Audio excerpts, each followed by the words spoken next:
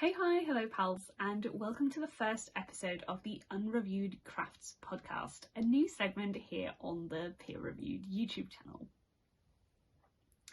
Most of the other content on the channel so far has focused on my academic life, but as I'm getting further into my PhD, I'm really feeling the want to focus on some of the stuff outside of my academic life, like the hobbies that keep me sane and fulfill me in other ways. As I've been rediscovering my crafting lately, I've also been rediscovering craft YouTube and been watching knitting podcasts and crochet videos and all of that.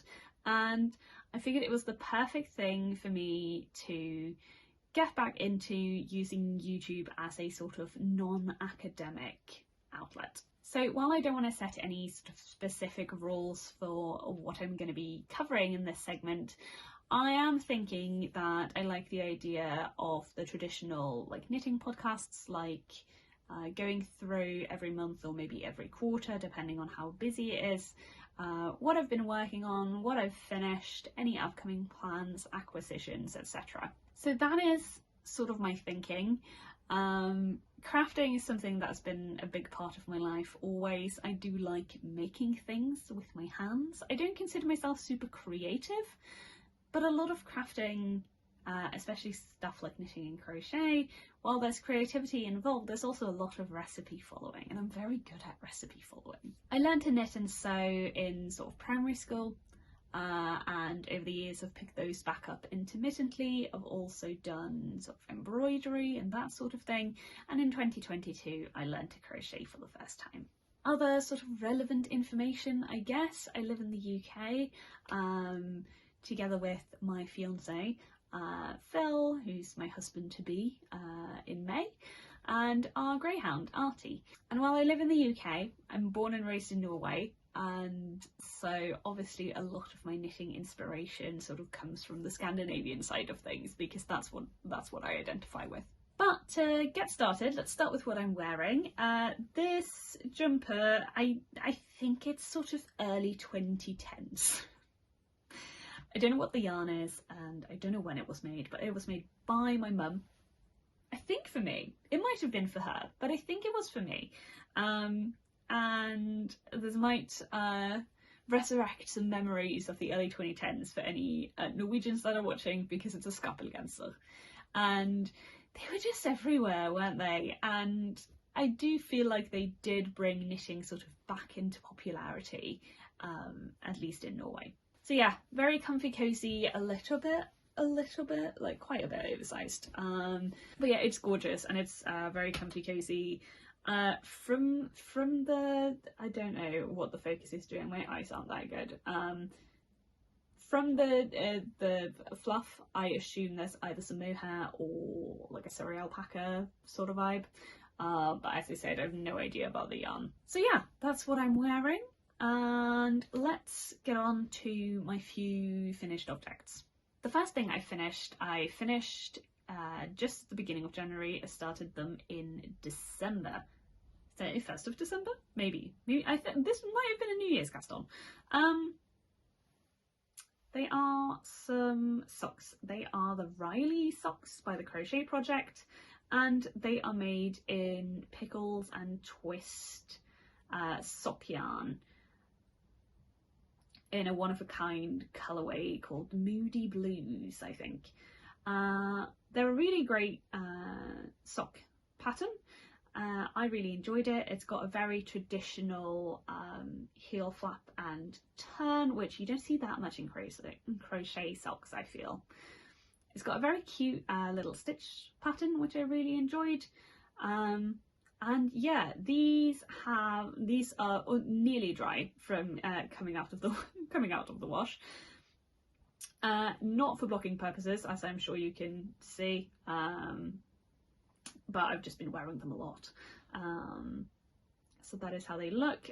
The pickle and twist yarn is a superwash sock yarn, so I just threw these in the washing machine on a wool cycle with some of our other bits and then just hung them to dry. But yeah, I really enjoyed making these, and it was my first time ever working with a sock yarn. I'd made a few more like slipper and like boot style socks previously, but this was my first like proper pair of socks, I guess. And what I'm doing with the scraps of this yarn will feature in my whips. My second finished object is not for me, it is for Artie. I think it started out being for me, actually. I think I intended this to be like a little cowl for me. I don't think I could fit it over my head in the end, and I think I'd kind of relegated it to Artie even before that. But this is just made in some Hobbycraft Everyday DK acrylic yarn. It is a whole skein. I measured out how much I would need for the I-cord bind off, and then I just did, like made it, like kept doing stocking it in the round until I had that much left. And this was cast on when I wanted to get back into knitting, and I was kind of trying to re-familiarise myself with the process of that and see if I could actually do it.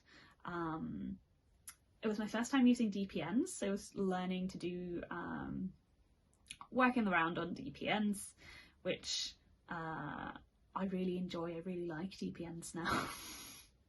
I'd never worked with them before, and the pattern I was waiting for the yarn for while I cast this on has a lot of I-cord, and so I did both an I-cord cast on and an I-cord bind off, although different amount of stitches. One is 3 and one is 4 stitches, so they're slightly different sizes. But yeah, it's a snood for Artie, so it doesn't matter. He looks very, very cute in it though. He looks absolutely adorable. So yeah, finished that as well. Then normally I'm a relatively monogamous knitter or crafter, I guess. I like to start a project and finish a project. But this month I've been experimenting with, you know, the concept of commuting projects or small travelling projects, and I've really been enjoying it, and as a result I've got a lot of whips going on at once for me. So for my first whip, let's do one that sort of straddles the line between FO and whip, and that is because this is a pair of socks, a completed pair of socks. It is the Perfect Newborn Socks pattern by Tabitha Gandry, and I really enjoyed making these. It's the same pickle and twist yarn as used in my socks, so a little scrappy project. And obviously these are done, ends woven in, everything. However, they are for my friend who's having twins, and so there's a second pair to come. So I'm technically classing them as a whip because the project, which is 2 pairs of socks, is not done yet. But this was the first sock I ever knitted. It took me about 4 hours, and it's got a proper heel flap and turn, gusset increases. I don't know what this toe is called, I don't remember, but it's finished with a Kitchener stitch, wedge toe, maybe. And yeah, it was a great chance to try out all the techniques of a sock, but on a really small stitch count, so it went really quickly and I could really quickly like rip back if necessary. And yeah, one sock took me about 4 hours. Twins are due in April, so just need to sort of have a day or two and bust out the second pair. And yeah, I really like this as a travelling project because it's so small, they're so tiny. And this is all the yarn I have, so it's a very, very portable project, very easy for travelling with. The one thing about wearing knits, I've got such an itchy nose, just from all the fluff on this jumper. While we're talking about travelling projects, let's do my other one. It is another pair of socks, currently just one sock. This is my little DPN cozy I made. It is extremely shoddily made, literally in half an hour. With some scraps that were supposed to go in the bin, so we don't need to look too closely at it. One of my DPNs are stuck in the poppers. Excellent. Anyway, this is another sock Not newborn sized this time. This is a sock for me. I'm just following the Crazy Sock Ladies vanilla sock pattern. The only modification I've done so far is I cast on a large and then I decreased down the back of the foot to a small. However, after trying this on, I think I should have kept the large size all the way down and decreased it on the foot instead, which would have made sense because there's already decreases here. Next time.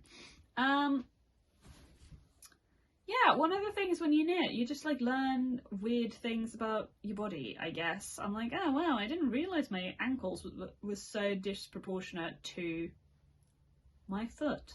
The more you know, I guess. But yeah, I'm on a little mission at the moment to find a vanilla sock recipe that just fits perfectly, works perfectly for me. And then obviously I can adjust from there. Fun things like ribbing and pattern and things. So yeah, that's my mission at the moment. This yarn is working up absolutely beautifully. It is Dye and Knit by Kate, and it's her Into the Woods colourway. This is how it's knitting up. It is pooling quite a lot. I've got a big patch of dark here, and then on the foot it is striping quite a lot. I like using hand-dyed yarn for socks because it's very fun. Very, very fun, and unlike a jumper, I'm not at all worried about pooling or striping, so like I don't see the need to alternate skeins or anything like that. I'm quite happy with however the colour comes up. And so yeah, I really like hand-dyed socks. Very fun. And I'm doing this on 2.25mm needles, just my little DPNs. They look like toothpicks. They're so small, but I'm really enjoying it. I didn't know how I would feel about knitting on such a small needle size, but I really like it. So yeah, this has been my other travelling project that I've been very much enjoying. So the next project is absolutely not a travelling project. It is a full concentration project most of the time for me. And that is, I decided to learn colour work. Having barely started knitting again, I decided that the best thing I could possibly do was to learn how to do some colour work. So these are going to be some socks for Phil, because I wanted to knit him some socks and I wanted to do some colour work. So this is Brunost Sokken by Lena Olsen, and it is a Norwegian pattern, and I for one really like Brunost, so these are giving me great joy. These are on stitch holders at the moment because as soon as I finished the colour work for this sock, I started the other one because I wanted to kind of get the colour work out of the way for that one as well, so that I didn't have a chance to like forget too much about it in the meantime. And then I'll finish like the heel and do the foot and stuff. But yeah, this is done with scrap yarn. I don't know if any of you also have this experience, but I feel like I craft, I like yarn, people know that I craft, and so whenever they've got some yarn they need to get rid of, I'm a very natural recipient of that. So I several times have just been approached by people I sort of vaguely know, and they're like, oh, my gran is clearing out her yarn stash, here's some yarn. And so this, I think it must be from the 90s at least. It's Agril Fashion DK in this nice red colour. It's 100% wool. It is not the most enjoyable to knit with, I will say. And then my contrast is just the same as for Artiste Snud. Don't know if they're the same colour, but it's the same Hobbycraft Everyday DK acrylic. And my focus this year is very much on using up stash, which is why I started these to begin with. I watched Knits by Mandy's de-influencing video, and it was really nice because I don't usually hear people talk about stash in the way I think about stash. Stash makes me feel very overwhelmed, quite anxious and very stressed about like, oh, I should be working on this, I should be working on this, I should be working on this, I need to get this yarn out of my stash, I need to like come up with projects for all of it. And so a big part of my making this year, I think, is going to be getting rid of stash, or like the projects that use my stash and help me get through it and make use of it. So yeah, the chances are that the acquisition portion of these podcasts is going to be very thin on the ground. I usually only buy yarn for specific projects. Or for socks, because socks are specific projects.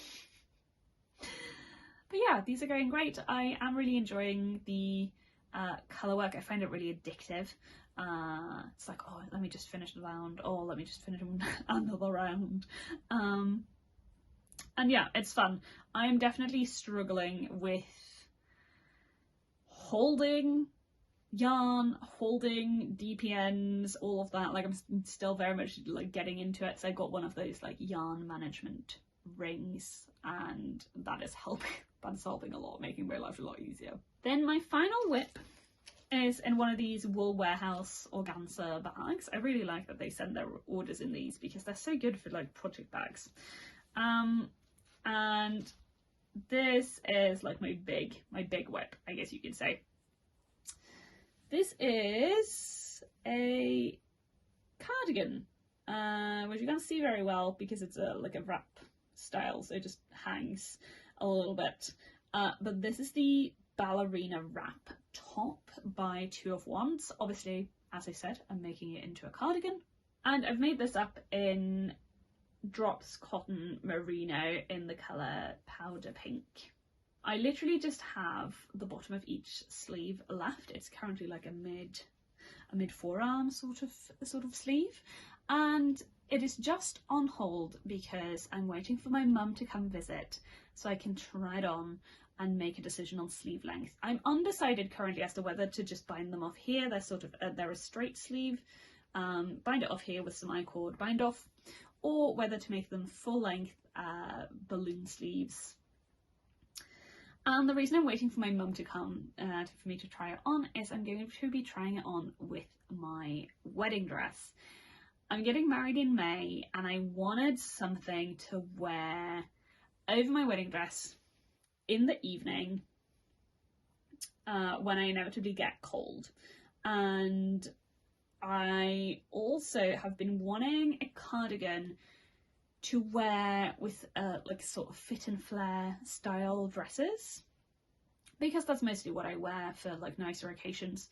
And I find when I'm wearing like a normal cardigan, the shapes don't work that well.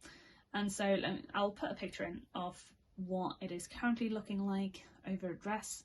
The way I've made this is that it ends right at the waist, and so it fits really nicely with those fit and flare style dresses. I'll also put a picture in of what it is supposed to look like. Obviously I added sleeves because it's a wrap top, not a cardigan.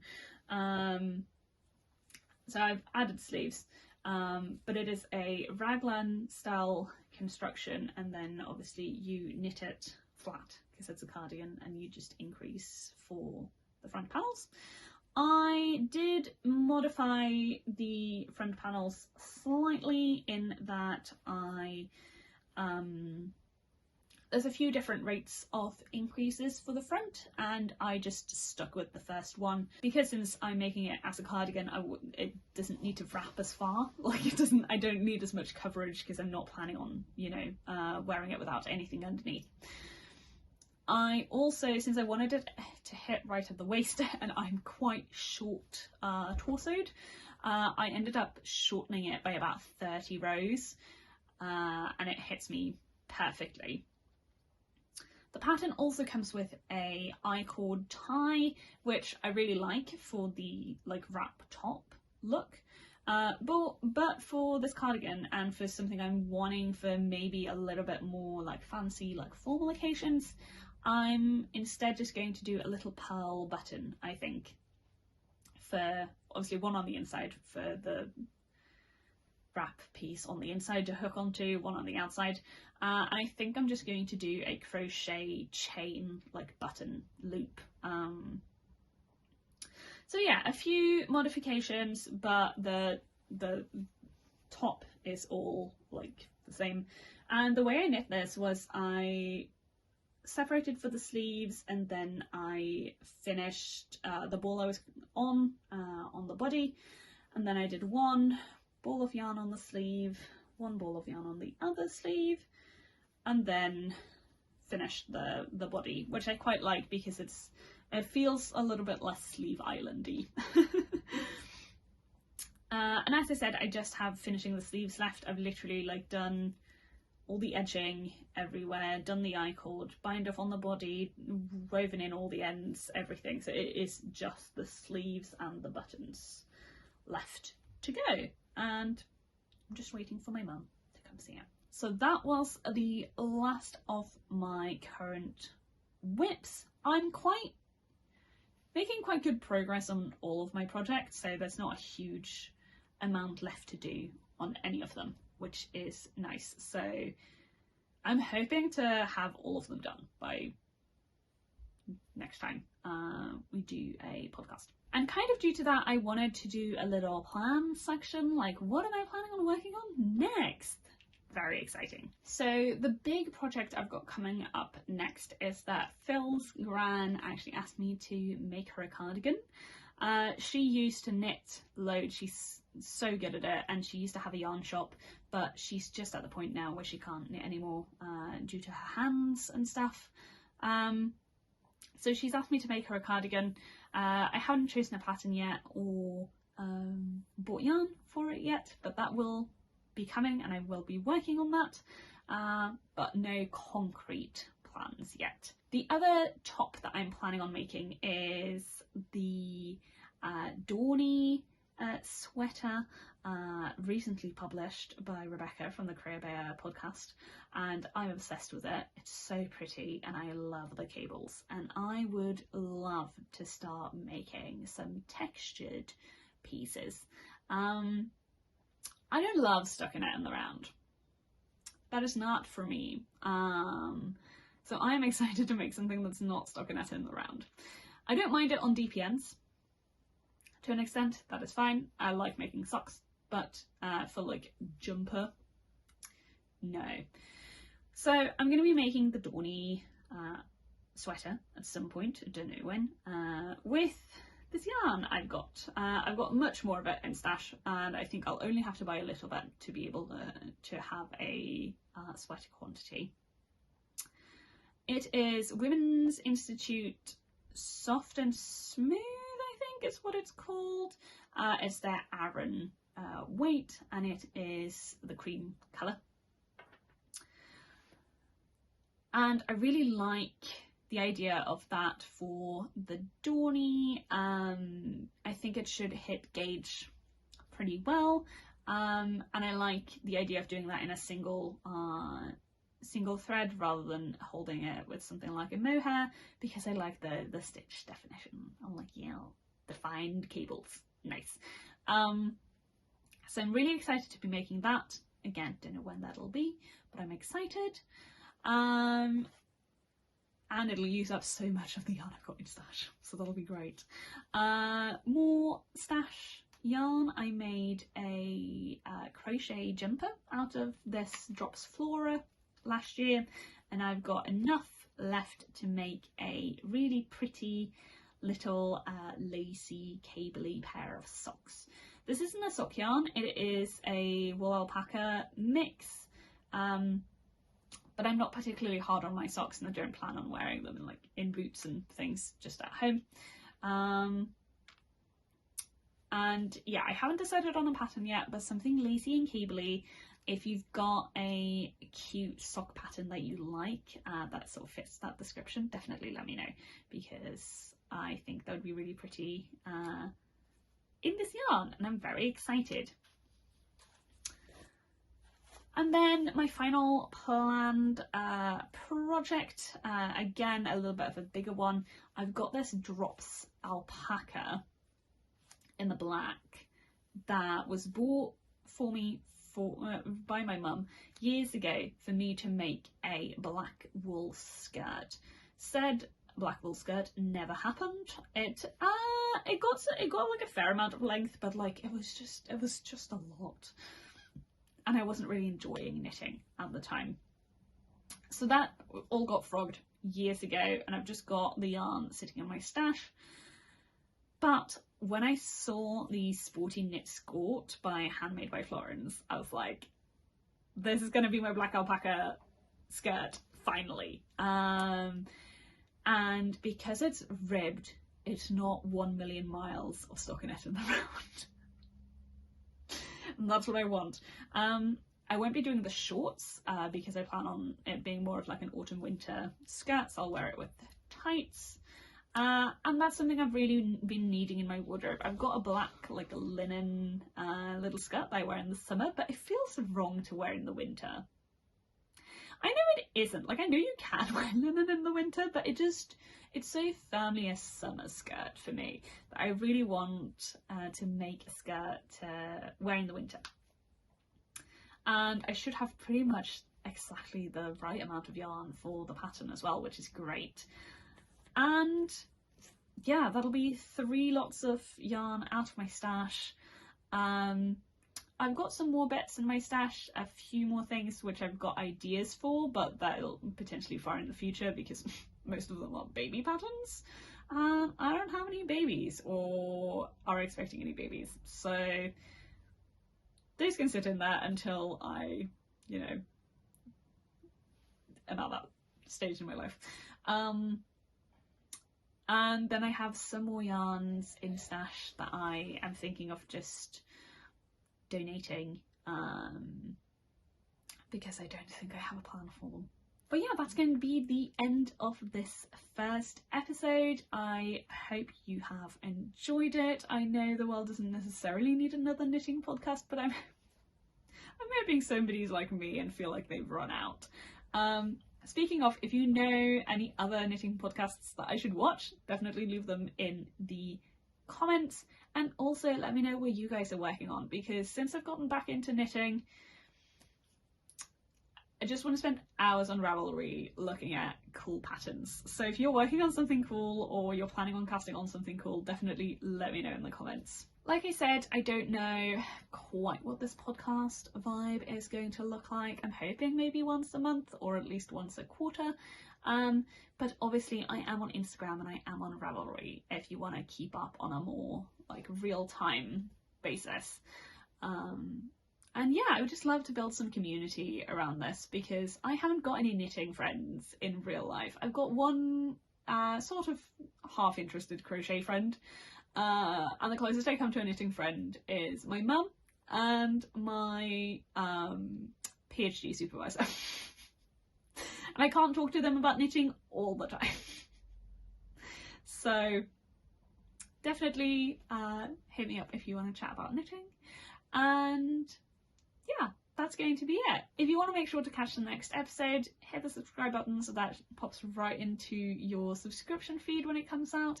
And if you enjoyed, feel free to give me a like. It would be great to know that I'm not the only one that enjoys just lots and lots of talk about knitting. But yeah, that is going to be it for now.